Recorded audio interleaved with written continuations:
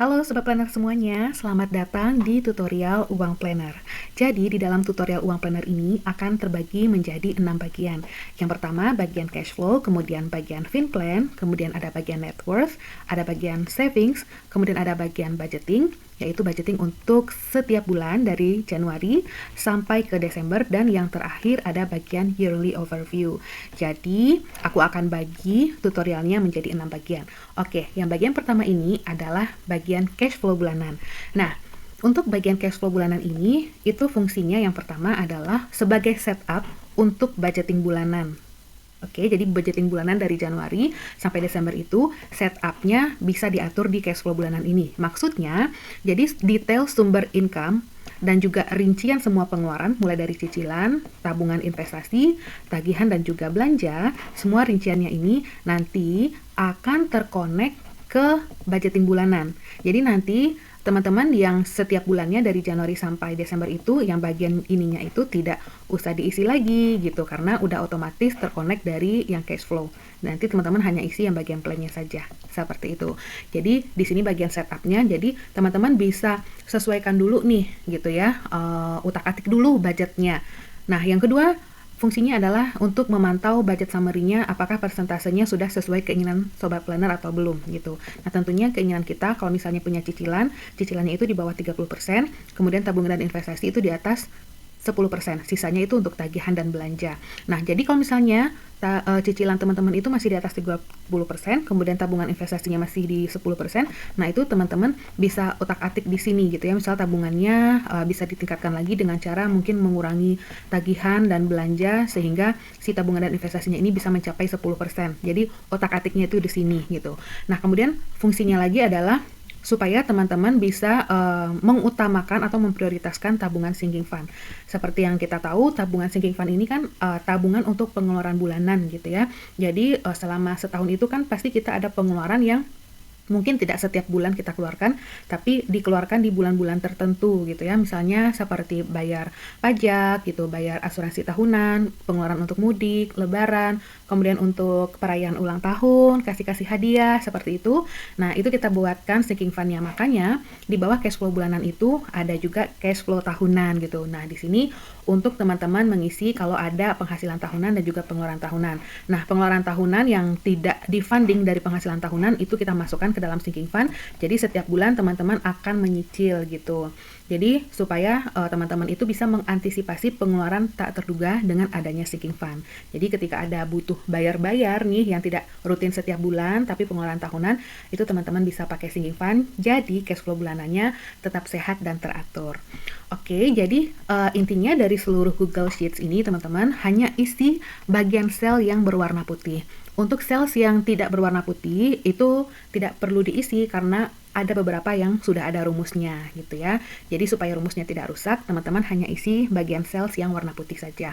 Oke, pertama di cash flow bulanan ini teman-teman isi dulu nih bagian penghasilan. Jadi semua penghasilan bulanan misalnya dari gaji, side hustles gitu ya dan lain-lain ditulis di sini. Kemudian nominalnya berapa ditulis di sini. Kemudian begitu juga dengan cicilan hutang kalau ada ditulis di sini. Kemudian besarannya berapa juga ditulis di sini. Kemudian tabungan dan investasi juga yang sinking fund-nya tidak usah diisi ya teman-teman, nominalnya berapa karena ini akan otomatis terisi dari pengeluaran tahunan yang akan kita isi setelah mengisi cash flow bulanan gitu ya. Nah, kemudian ini tagihan. Tagihan ini adalah pengeluaran wajib dan rutin yang harus kita keluarkan setiap bulan dan biasanya jumlahnya tetap atau tidak berubah-ubah.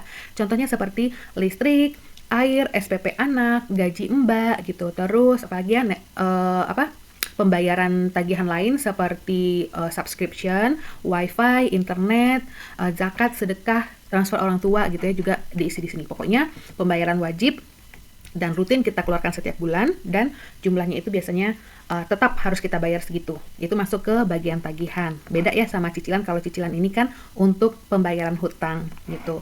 Nah, kemudian yang belanja ini adalah pengeluaran yang jumlahnya itu bisa kita sesuaikan lah setiap bulan, mungkin tidak persis sama dari bulan ke bulan seperti pengeluaran untuk makan, transportasi, kemudian hiburan atau uang saku setiap anggota keluarga. Nah itu setiap bulan kan mungkin nggak persis sama ya, bisa jadi berbeda-beda gitu. Mungkin bulan ini misalnya nih 1 juta, mungkin bulan depannya 1.100.000, bulan depannya lagi bisa 900.000 dan seterusnya seperti itu. Jadi aku akan contohkan dulu pengisiannya di sini ya. Kebetulan di sini sudah ada yang diisi, jadi aku tinggal copy paste saja biar lebih cepet gitu. Oke, ini isi dulu bagian penghasilan. Kemudian di sini cicilan kebetulan tidak ada. Kalau misalnya ada, misalnya kartu kredit, kemudian KPR, tuh teman-teman isi di sini. Cuman di contohnya di sini tidak ada cicilan. Oke, kemudian untuk tabungan juga diisi. Kemudian untuk tagihan. Nah, ini tagihannya seperti zakat, sedekah, asuransi yang dibayar bulanan, kiriman kepada orang tua, SPP anak, les anak, listrik, air, wifi, pulsa, subscription, admin bank, dan lain-lain. Ini kan jumlahnya tetap ya setiap bulan dibayarkan segini gitu teman-teman. Nah, itu masuk ke dalam tagihan. Nah, kemudian yang untuk belanja, kita isi di sini seperti belanja bulanan, belanja mingguan, belanja rumah tangga, transportasi, e-money, weekend, uang saku untuk ayah, ibu, dan anak. Nah, ini rinciannya setiap orang pasti berbeda-beda. Jadi disesuaikan dengan pengeluaran teman-teman masing-masing dan juga nominalnya tentu disesuaikan gitu.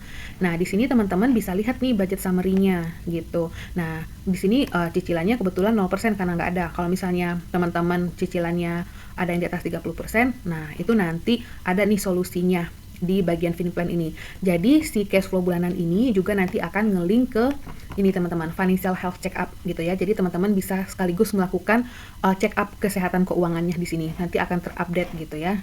Oke, kita lanjut dulu, nanti kita akan bahas financial health check up itu di bagian kedua. Kemudian ini tabungan dan investasinya masih 7,5% ya.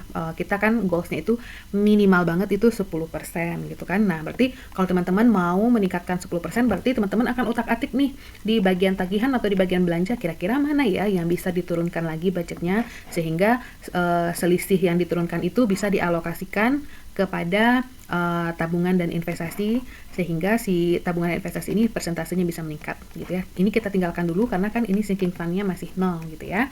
Oke, ini setelah teman-teman mengisi cash flow bulanan, kita tinggalkan dulu ya seperti ini. Kita lanjut ke cash flow tahunan.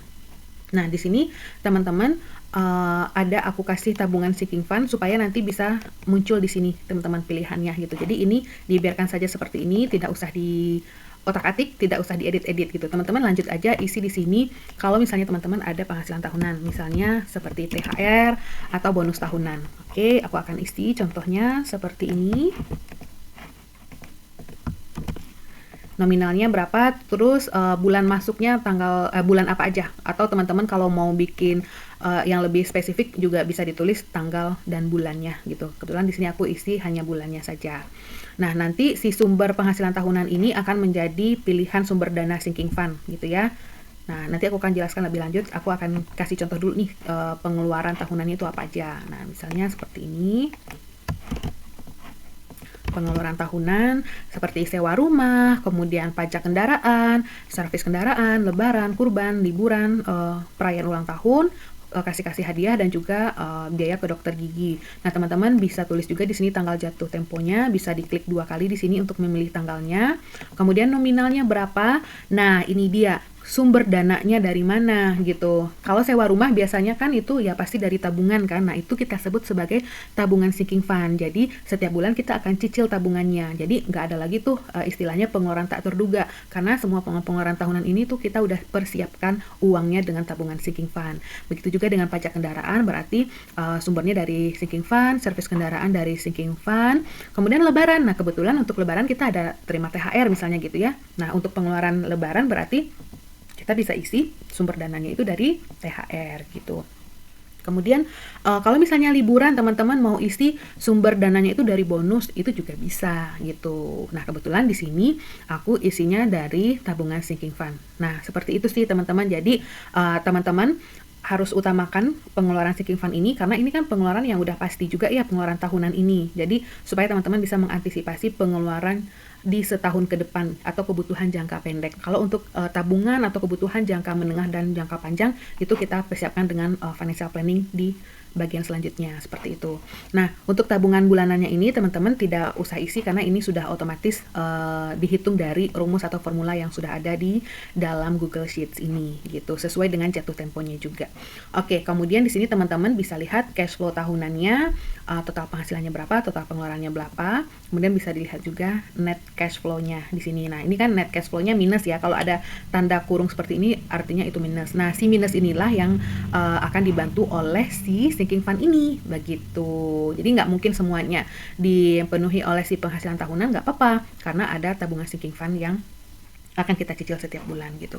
Nah, total tabungan sinking fund-nya ini 3.700.000 ya di contoh ini, 3.766.000 sekian. Nah, itu akan otomatis terupdate di sini gitu. Nah, otomatis karena di sini udah ada tabungan sinking fund, nah kita bisa lihat nih persentase budget summary-nya, tabungannya jadi meningkat ya, 26,33% gitu. Nah, kalau misalnya teman-teman mau otak-atik lagi, bisa otak-atik di sini gitu. Oh, kira-kira budget buat makannya mau dikurangin atau mau ditambahin itu terserah gitu ya. Yang penting dilihat di sini teman-teman net cash flow-nya. Net cash flow-nya surplus atau defisit. Nah, kalau misalnya ini contohnya surplus ya, masih ada kelebihan 133.000 yang bisa dialokasikan ke yang lain. Apakah itu akan dialokasikan untuk tambahan uang jajan anak atau mau ditambahin untuk tabungan itu terserah. Nah, yang jadi PR itu kalau net cash flow-nya itu minus, artinya defisit. Nah, kalau defisit ya kita harus cari cara gimana ya supaya setidaknya itu hasilnya itu nol gitu teman-teman. Jadi semua penghasilan itu teralokasikan semuanya ke dalam pengeluaran gitu ya, hasilnya nol gitu. Kalau defisit ya mau nggak mau kita harus coba dulu kira-kira pengeluaran mana ya yang bisa dikurangin gitu. Kita coba dulu bikin budgetnya, terus kita jalani selama 3 bulan, mungkin akan ada penyesuaian realistisnya seperti apa gitu teman-teman. Oke, itu bagian untuk cash flow bulanannya. Di bagian kedua kita akan lanjut untuk bagian FinPlan. Nah, di bagian FinPlan ini juga ada financial health check up-nya gitu. Oke, bisa ke video selanjutnya di bagian kedua.